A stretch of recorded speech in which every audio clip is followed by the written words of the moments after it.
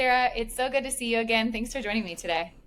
Thank you. Thanks for having me. I love your podcast and the whole minimalism thing. Like, I feel like you make it really tangible and realistic for people. So I'm really glad to be on here. I mean, I feel like you have done the same thing. When I used to watch your YouTube channel years ago, I did feel like you get what I'm, you get how I'm also trying to be a minimalist with kids because you can't say no to everything because people are autonomous. They want to bring their own things into their spaces, which I totally agree with. But it's like, how as parents are we able to discern and help gear them into the right, I guess, way to live in a sense? That's right. And I feel like so many parents tell me I can't be a minimalist because my kid is not a minimalist, right? Like, I can't be a minimalist because I have children and I hate the color white, so it's not going to work for me. And I'm Yeah. like, man, like if we can instill minimalism into ourselves, that naturally hits our kids and they're thrilled about it. So even looking forward into my future and seeing how we're going to have to really downsize and minimalize stuff that I thought I've already done this, but I'm Yeah. going through it again. I'm amazed at how, firstly, how into it my kids are. And secondly, my kids, it gives them this mindset of like, my mom's given me a bin and I can only put so many things in it. And it's a bin that's like a foot by a foot.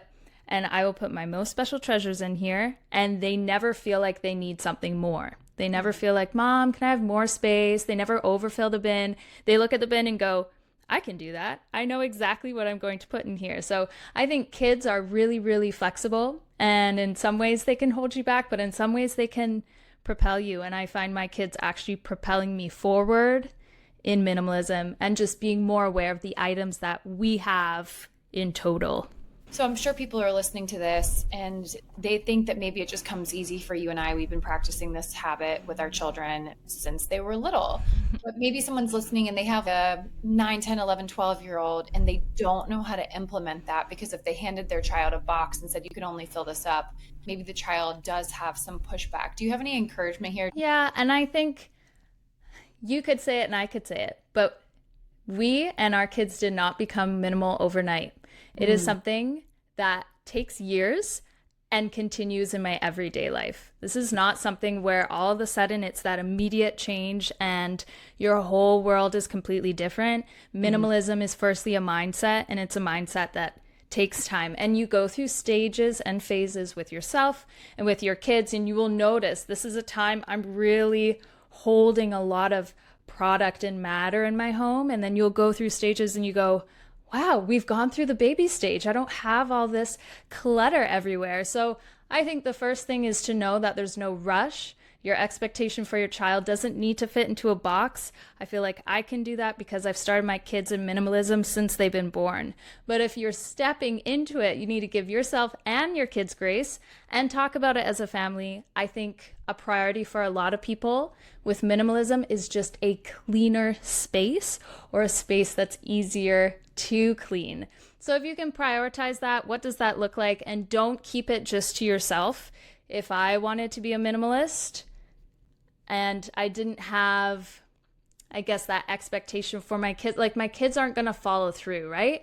I need to be vocal with my kids. If I'm going to be a minimalist, I need to vocalize this with my kids, and we need to be on the same track. But at the same time, my priorities are going to be different for my kids.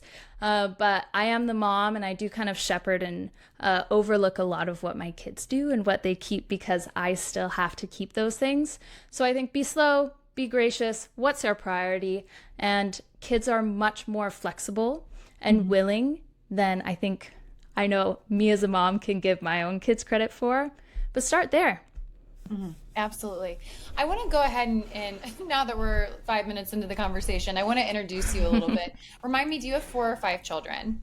I have five. I have a 9-year-old, a 7-year-old, a 6-year-old, a 4-year-old, and a 3-year-old.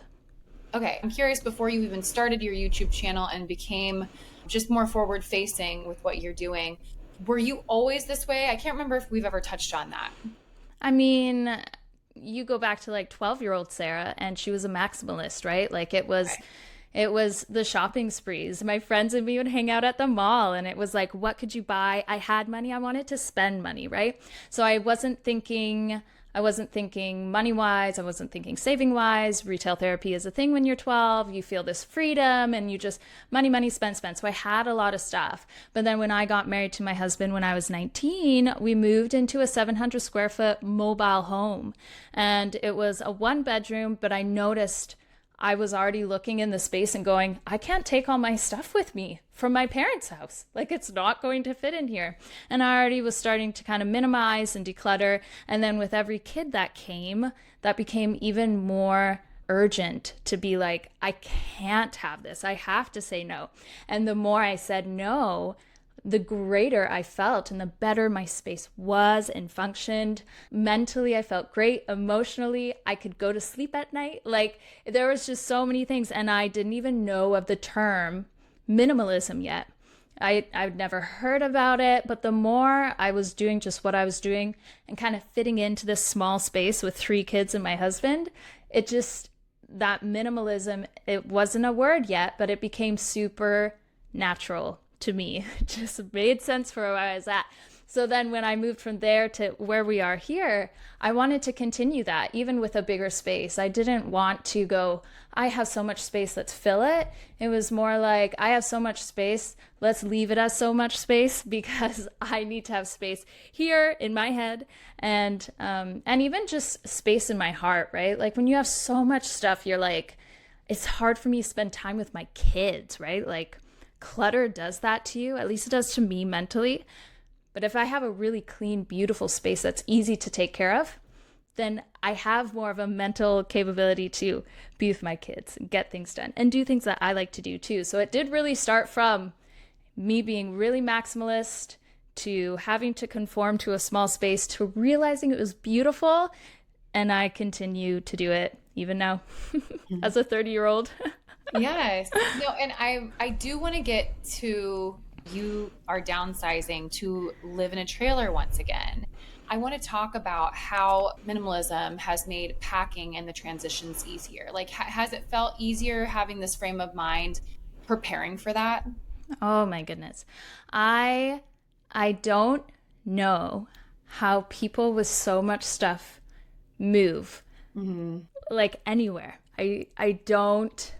I'm like, wow, these people are superheroes, because I'm going through my stuff. And I do. I look back to past Sarah and I pat her on the back and I say thank you, because to be able to pack a home where I know where everything is, I know what everything is, nothing is, where did this come from? What is it? To actually go through my home and feel confidence in packing and going through my stuff, and thankfulness in my heart, not questioning, why do I have this? But being like, yes, I have this because it's so great and it does serve me. I'm really thankful to pack up and look at past Sarah and go, I'm not sorting through all this junk to get through the packing, but it has made packing really enjoyable. It's made packing easy and simple. What we're doing right now is packing up our items. They're basically all packed. We leave our house in a week, but everything is basically all packed. And we are going to be storing all of our items, everything we own in our house, in a 10 by 10 storage unit. And Kieran was like, Sarah, do you think all of our stuff is actually going to fit? Like, this is 5 kids, so you got to think 5 mattresses plus mine and Kieran's mattress and dressers or whatever.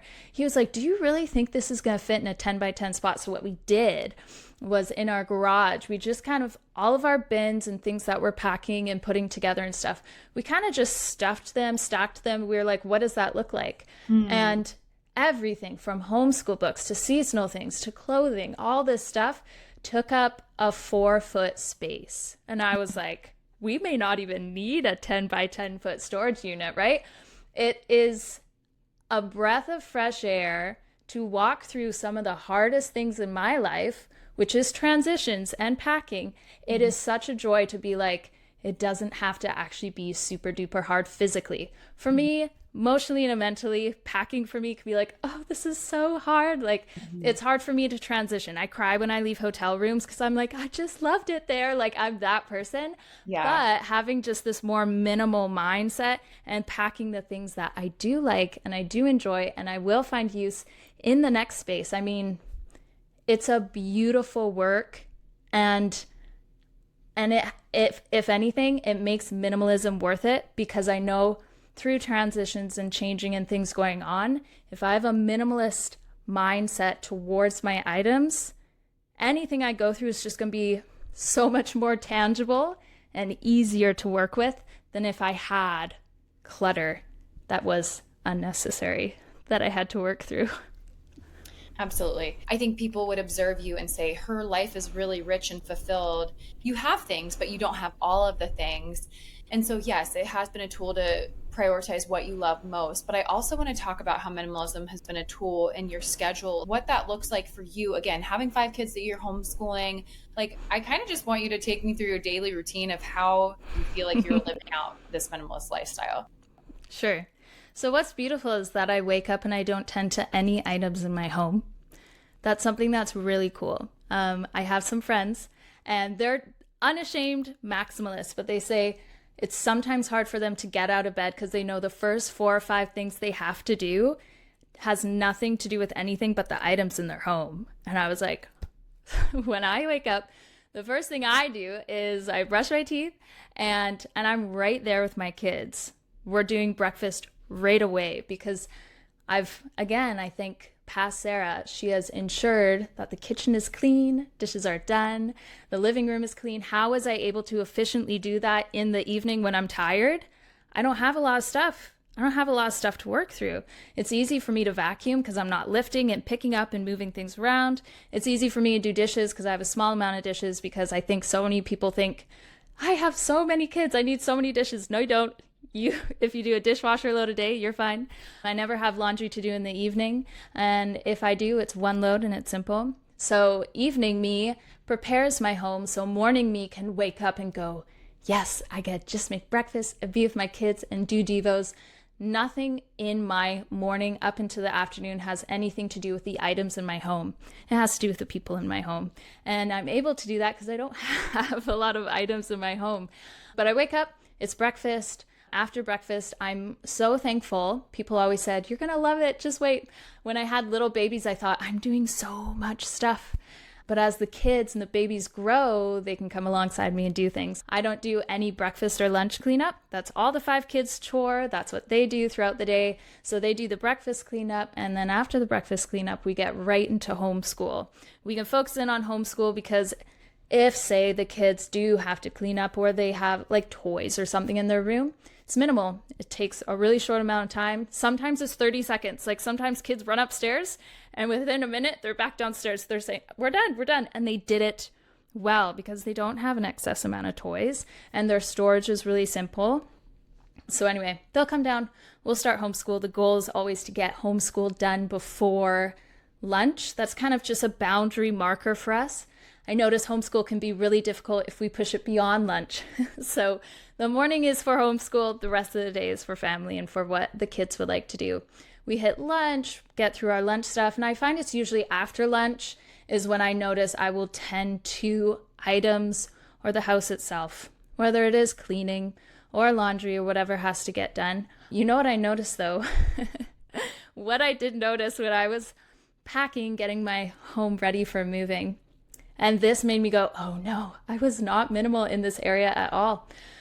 My houseplants got out of control. I'm a huge houseplant person. I rescue plants. I get a lot of free plants. People are like, you love plants? Take my plants. So I had so many plants and I didn't realize until I gave those away to my friends because I just thought through the moving process, I can't have these. I've gained back so much time, either in my day, in my week. And that was actually me going like, I was not thinking minimally here. I was just thinking, my plants, they're everywhere. I love them. But I do not love them as much as I love actually not having so many of them or any of them. The amount of time I've gotten back in my day from watering plants is crazy. Absolutely nuts. So a lot of time throughout my afternoons has actually been given back to me since packing, because it's a testament to not having as many things to take care of. So anyway, we go through our afternoons. They look different all the time. Sometimes we're out of the house, in the house. I do a lot of making and baking and food prep, and I love doing that. And then, dinner rolls around, have dinner, play games with kids, more devos. We like to do a lot of read alouds, but like throughout our day, not much is focused in on the house. Of course, I'm a mom and I still have to clean and do bathroom stuff, but I don't go through my house and go, I have to organize this. I have to sort this. I have to, because if you don't have a lot of stuff, you don't really have to do that. It naturally does it on its own. And there will be times and days, and again, when your kids are going through phases and stages, but like, it's not the core of what I do as a mom. The core of what I do as a mom is not feeling overwhelmed by what I have to do in the home because I have so many items. Like, I love that. I love that. I love that. I can actually give myself to my kids and my family well because I have the mental and emotional energy to do it, because it's not being wasted on the items in my home. You know exactly what I mean, Dana, right? Yeah, absolutely. Are you going to do capsule wardrobes for your kids? I get a lot of hand-me-downs, but even that can start to become abundant and you have to go down and whittle it away. I do truly believe that with my wardrobe and theirs, when it's smaller, it's like, I'm just going to kind of have a uniform of sorts. People see me in the same thing, and I think that I'm okay with that. So I'm curious to know how you're going to deal with that in the trailer. Yeah, the trailer is something that, firstly, we have only seen pictures of it. We're gonna officially grab it really soon here, and it's gonna be amazing. But what I've seen in the storage is like a classic trailer. There'll be some areas that you're going, like in the kitchen. There's so many cabinets in the kitchen. There's gonna be so much storage. It's gonna be great. And then you look into one of the rooms and you're like, there's like half of a medicine cabinet in here, right? And you're going, what the heck? So my kids naturally do have a smaller amount of clothing. I do it for the sake of laundry. I do it for the sake of storage. And I will stick to that. I can't say my kids have a capsule wardrobe because I think a capsule wardrobe is like 30 items or 35 items or less. And I'd say all my kids have a good, in this season with their jackets, I counted, they have a good, each of them, about 50 for each of them. But that is tricky because right now in Canada on the West Coast, some days we're in shorts and tank tops and some days we're in sweaters and pants. So we're in between seasons, so our wardrobe is going to be bigger. And I also realize it's going to be a little bit bigger once we're in the trailer because we'll be kind of going back and forth from California, where it's nice and warm, and then back here to where it's cooler, and kind of jumping back and forth. But what is nice is that I have smaller kids. My smaller kids have smaller amounts of clothing. But then I was like, I want to be minimal. I told Kieran this. I want to be minimal with the kids' clothing. I'm already minimal with my own. And Kieran's he's a guy. He's very minimal with his. But I'm also, because as far as I know, there's no washer and dryer in our trailer. So we are going to have a type of laundry or reset day going to the laundromat. How many days, how many outfits can I fit into a span of time before we have to go to the laundromat as well, right? So that's going, I don't want to be, okay, each of my kids have 4 outfits because I want to go to the laundromat more like once a week versus every 3 days. You know what I mean? So I'm trying to figure that out. But I know when my kids have less clothing that they have to deal with, they get dressed quicker. They get dressed easier. So I do want to mimic that in the trailer. I want to see what I can do. I love a bin. I know so many people are like, I like these to be hung and these to be folded. My kids work well with a big plastic bin and they don't have to sort through stuff. All their laundry goes in there and they can find what they need to find. So I'll do a bin system, I'm sure, but nothing's official because I don't have the trailer yet. And I do want to be more minimal, but not so minimal that I feel like I'm doing excessive laundry days. And I could have kind of pulled back on that if I gave them maybe 3 or 4 more days worth of clothes. That's something I'm going through. That's something I'm trying to sort through. Yeah. No. I'm curious to know, do you ever question, I guess, if this is the way that you want? I don't know. Do you ever question it? I'm just curious if there's ever like a second guessing here. I never second guess minimalism, ever. And I have been the one person, and I know it's terrible, but it's a great boundary to lay down. There has been some gifts that have been given to me, and I've had to say, I love your heart, and I'm so thankful that you're willing to give this to me, but I'm never going to use this. I really am not. And so firstly, that can be really hard to do because it is beautiful when people give you gifts. But I think especially like kids, right? When kids give other kids gifts, so birthdays can be kind of tricky. But if you suddenly lay that boundary down, and there'll just be a few people in your life that will give you gifts that make no sense. If you lay that boundary down for those few people, they'll be thoughtful from then on out, because it's kind of embarrassing for you and it's kind of embarrassing for them. And to be honest, like, I also don't want to be that person that lies in my, oh, you gave me this gift, I love it, thank you so much. Like, I don't want to lie. I want to be really honest and truthful to my friends and people that give me gifts. And I want to make the most use out of their money, because this is their money, right? So I know that's, I don't know how you deal with that. It's harder with kids. It's harder with kids' birthdays, because sometimes you're like, another squishmallow. What am I going to do with this squishmallow? It just takes up all the room on my kid's bed, right? So sometimes minimalism, I mean, it blesses me all the time, which makes me see the times when it's hard and go, I have to say something, because if I don't, I'm just going to keep coming back to this. And then it enforces just people knowing, I'm going to think this through. Or, Sarah, my child was going to buy this Lego thing for your kid. Do you like that? Is that a great idea? Or people give me their receipts. I gave you this gift, but here's the receipt. So by me being kind of open about gifts, it gives people just that, Sarah would really appreciate, even more than the gift, is if I gave her the receipt with it, just in case. So sometimes minimalism is easy, but sometimes you have to kind of go into those like embarrassing or awkward kind of conversations and be like, I don't want to be selfish or rude or anything, but if this is really a gift from the kindness of your heart, I just want to further encourage you and let you know just how I feel about it. And these people, like, these are people I love.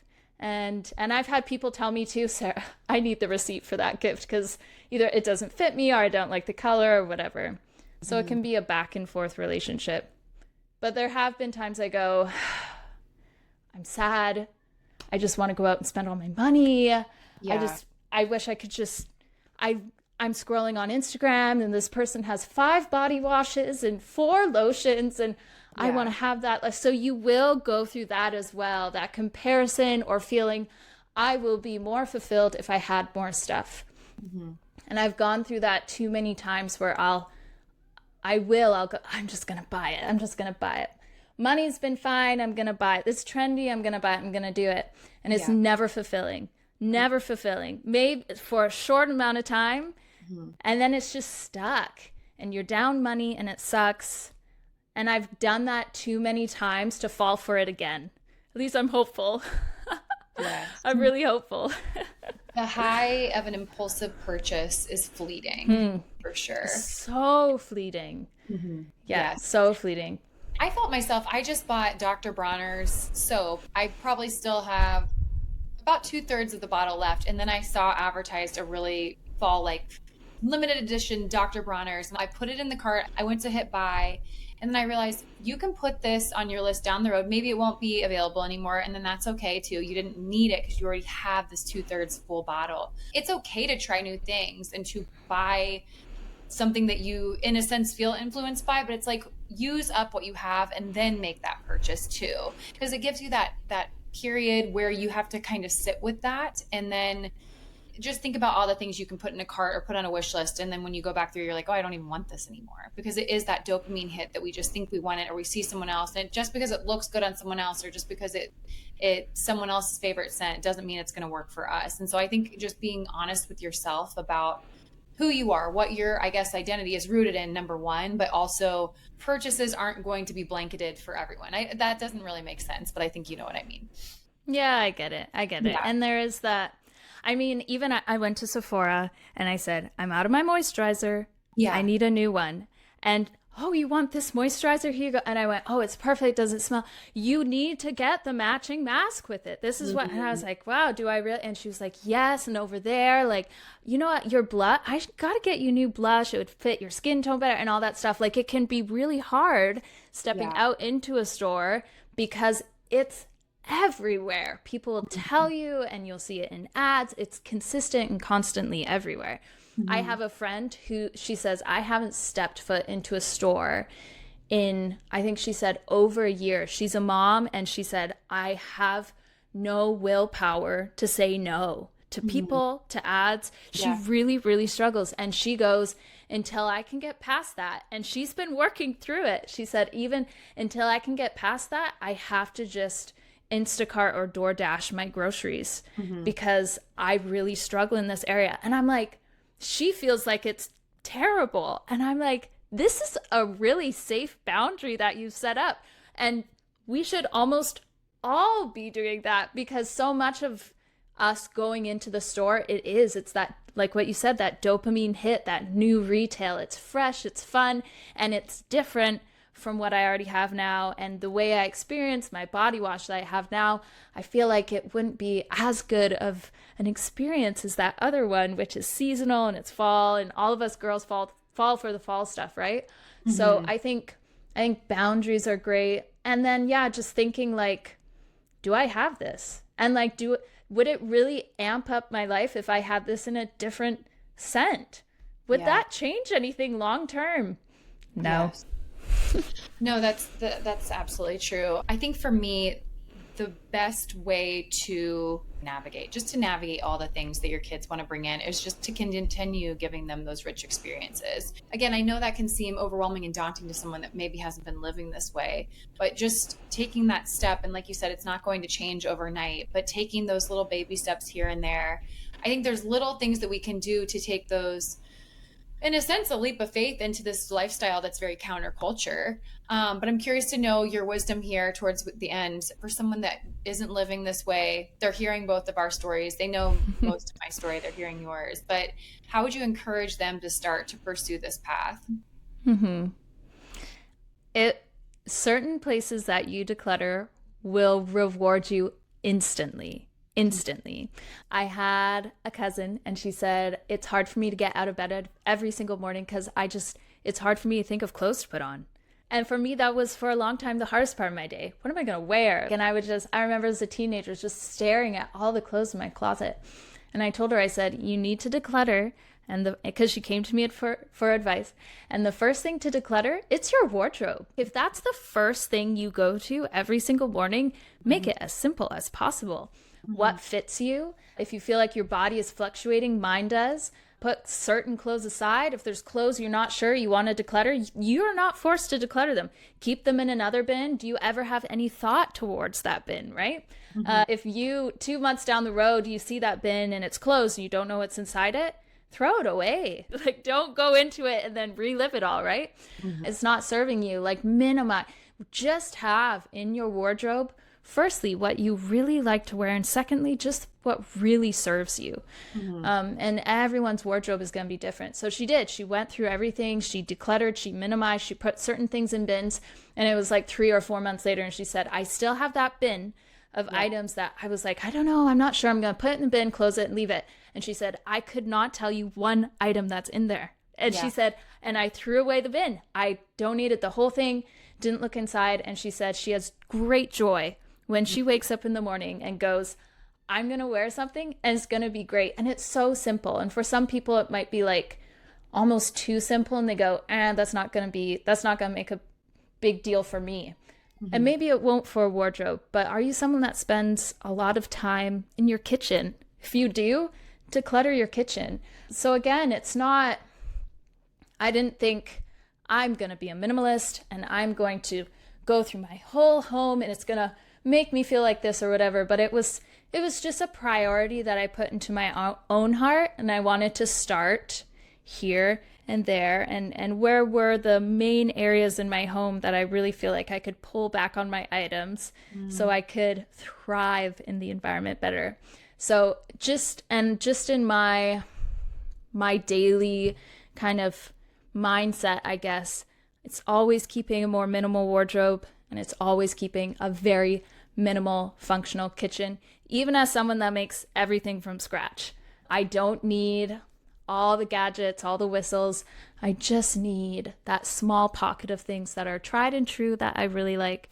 So it can feel daunting, But I warn people, when you start in one room and you get that feeling of, this is what it is, this is what it feels like, you can't wait to do the next room. Like, you can't wait to get to the next thing, because it is so freeing, ridding yourself of things that do not serve you, but things that you really do serve, right?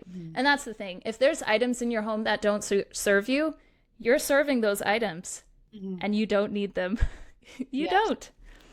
I love that advice. And just even observing your day, taking a little journal with you for a couple of days and seeing, oh, this seems to be a chaotic, stressful moment. What can I see just right here, right now, that I could declutter or implement a system that could make this a little bit well-oiled for my day, especially if you're going to several different transitions throughout the day with your kiddos. It's just like, I'm going to sit back, observe, and just, that's how I'll navigate what's the first step, and then kind of just move through that list. So I love that advice that you're giving.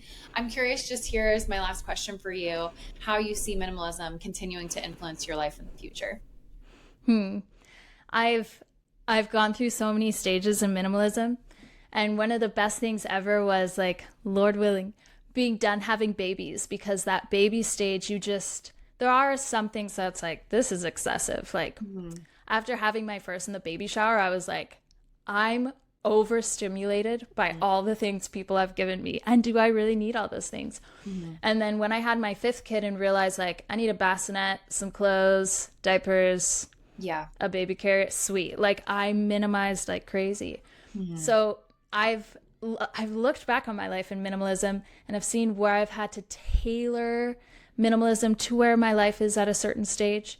And now looking forward, like, I don't have babies, I don't have baby items in the home, little things. Like, we're really propelling forward and looking forward into my life in minimalism, specifically moving into a trailer for a while. Firstly, I rejoice. I'm so thankful that this transition doesn't mean that I have to learn how to be a minimalist, but I can pick up my minimalism coat and be like, I'm just going to keep rolling. Like, it feels good that this isn't an extra thing I have to learn. This is just who I am and I get to push forward. But minimalism in my future is, I feel like in a lot of ways, it's going to be very similar to just where I am now. But when I look forward to the trailer, it's going to be even more minimal, to the point of, like, even my kids' toys. My kids don't have a lot of toys. They have Lincoln Logs, which was Kieran's, my husband's, when he was a boy. They have Lego. They have Magna tiles, wooden train tracks, and then their dolls in Dollhouse. So that's like the 5 main. And I probed the kids and I said, if you could only pick one, what would it be? And they all said Magna tiles. And I said, perfect. They're not small pieces. They can all stick together. They can, I can really compartmentalize this. So I think future-wise, looking at my kids, how we're functioning, thinking about moving into a trailer, I think what's beautiful about looking towards that with minimalism is that we're already there. Kieran said this yesterday. How have we not lived in a trailer yet? Like, not a mobile home trailer, but like a camping trailer. How have we not done this yet? It feels so natural. So I love that minimalism has propelled us for the future to make even the craziest thing, like living out of a camp trailer as a family of 7, feel so natural and doable. People tell us we're crazy. I've had people say that to my face. I've had people actually take me aside and go, this is a terrible idea. But if you are grounded in minimalism, doing wild things like this, it's tangible. It's easy. We don't panic. We don't go, where are we going to put all this stuff? It feels like we are a very flexible family. Yes. Very flexible. So we can look into the future without fear, and we can have great joy in minimalism and how the Lord has put that and instilled that in our hearts with joy and conviction too. And like, where are your treasures? Like, I think about that all the time. Where are my treasures? They're not here on earth. They're in heaven. So I need to work towards that. But yeah, I mean, it's just flexibility and joy. And like, I can look towards the future and not fear it, but be like, this is wonderful.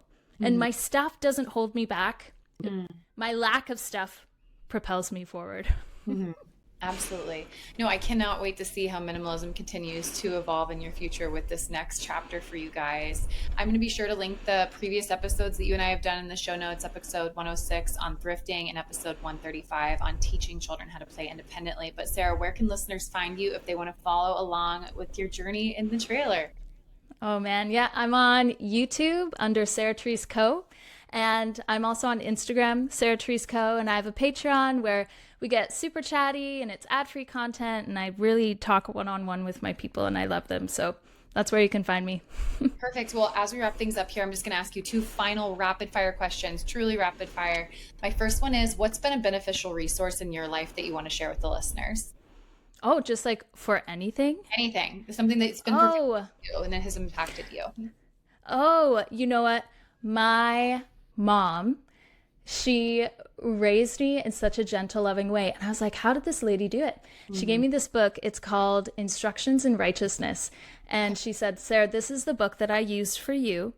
And I want to give it to you. And now you can use it for your kids. But it's basically just pushing your children towards great joy in the Lord and instructing them in the way of how God just wants us to live. Anyway, it's such a rich, beautiful book. And the fact that my mom used it for me and now I can use it for my own kids. And I already saw how I was blessed with it by my mom. I'm so excited to keep reading through it. It's so good. I love that. No, that's great. I'll be sure to link that in the show notes as well. And then lastly, what's something you can't stop talking about? And I'm not going to let you say the trailer because I'm sure that's on the top of your list. Well, you know what? Okay, so really quick, every single night I always sit in bed and I go, I would be so much happier if I had a cup of coffee in my hand, but I can't have caffeine past like 12 because it'll just keep me awake. But I found it's called Raven's Roast. It's like a roasted mushroom chaga drink that tastes very similar to coffee. No caffeine. It's called Raven's Roast. It smells like coffee. It's the color of coffee. And I can finally sit in bed with this warm, hot drink that smells like coffee that doesn't have caffeine. And it's just delicious and so good for you, especially as a lady. It's good for your lady stuff. So yeah, love it. Wait, which one do you use? I'm seeing there's several blends. Oh, this one is the Mocha Mate? No, it's not. It's not mocha. It's like the most plain of the plain ones. Okay. I want to try the mocha one though. I'm gonna have to check it out. I've been influenced, Sarah. I'm supposed to be pursuing minimalism, and you're influencing me over here. It's have good. tea and this kind of stuff in my home. Well, thank you so much for coming on again. Again, I would love to have you back on the show once you're like 3 to 6 months into this journey. I cannot wait to hear how it goes. So thanks for sharing today. Hey, thanks, Diana. Good to see you.